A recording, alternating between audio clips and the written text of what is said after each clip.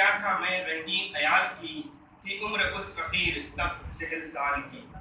ایک ہی سال میں ترتیب تکمیل کو پہنچی اور گلے خورشید سے ماتِ تاریخ سن 1756 عیسوی نکلتی ہے۔ شاہ تراب کی 6 طویل مثنویاں ظہور کلی، گنج الاسرار، آئینِ کثرت، من سمجاون اور گلزار وحدت مقبول ہوئی۔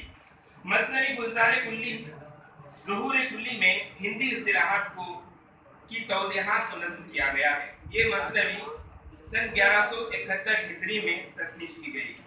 گلزار وحدت شاہ تراب کا ایک عظیم کارنامہ ہے۔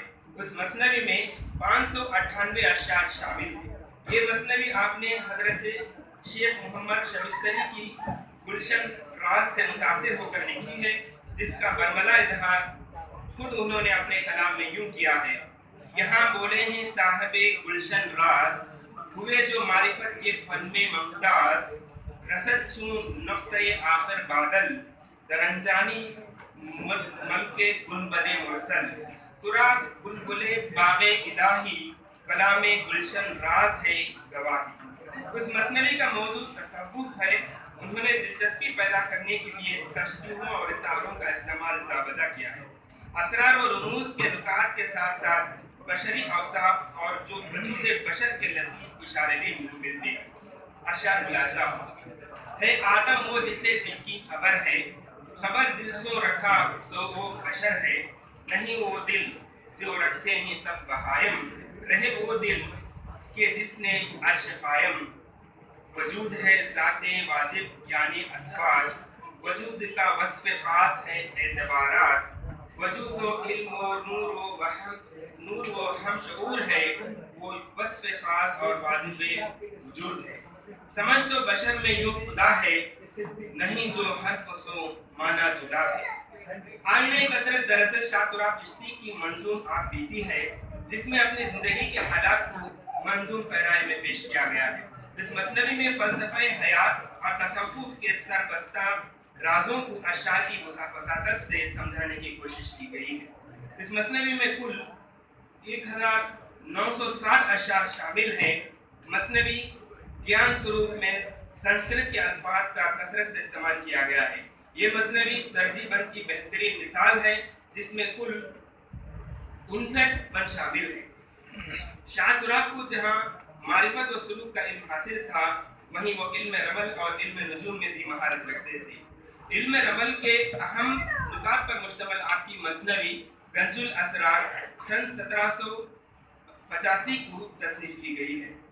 ان مثنویوں کے علاوہ آپ کی عشقیہ مثنویاں محجبین و ملا، اقدش حسینی، نظم خاندان چشتیہ اور اسرار امینیہ قابل ذکر ہیں۔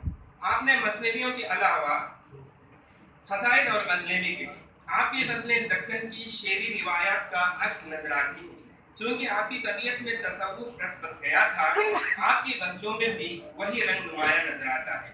غزل کے چند شعر ملاحظہ: رہتا ہوں صبح و شام گرفتار کیف میں، حیرت زدہ ہوں صورت دیوار کیف میں، اے زاہد نہ پوچھ منجے ہور سلاد، کیا سو مہور سلاد درکار کیف میں، جب جائیں گے تمام نمازی بروز الحشر، میں جاؤں گا بحالت سرشار کیف میں۔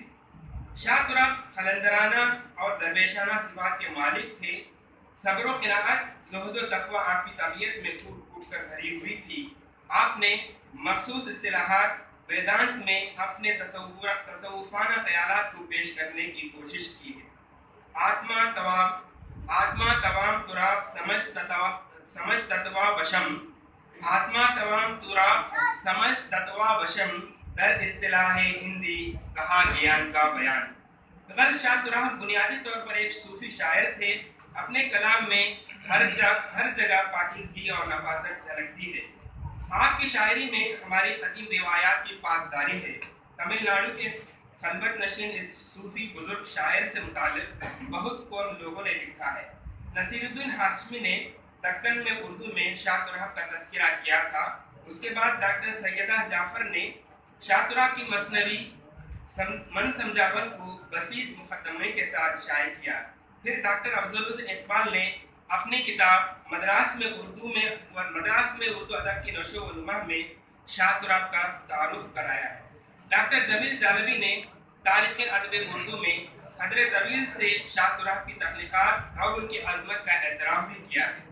جنوب بعید کے اس جوہر کی قدر شمال والوں نے نہیں کی، لیکن ڈاکٹر سلطانہ بخش نے شاہ تراب کے اردو دیوان کو انجمن ترقی اردو کراچی پاکستان سے سن 1986 میں شائع کیا ہے۔ یہ ایک عجیب بات ہے کہ تمل ناڈو کے شاعر کا کلام سرحد کے اس پار محفوظ ہے۔ کیا ہی اچھا ہوتا اگر ان کے کلام کو ہندوستان میں زیور طباعت سے آراستہ کیا جاتا اور اس پر مزید غور و فکر ہوتی۔ امید ہے کہ نوجوان محققین اس جانب توجہ دیں گے اور شاہ تراب کی ادبی خدمات سے اردو دنیا کو روشناس کرائیں گے۔ آپ کی سماعتوں کا بے حد شکریہ۔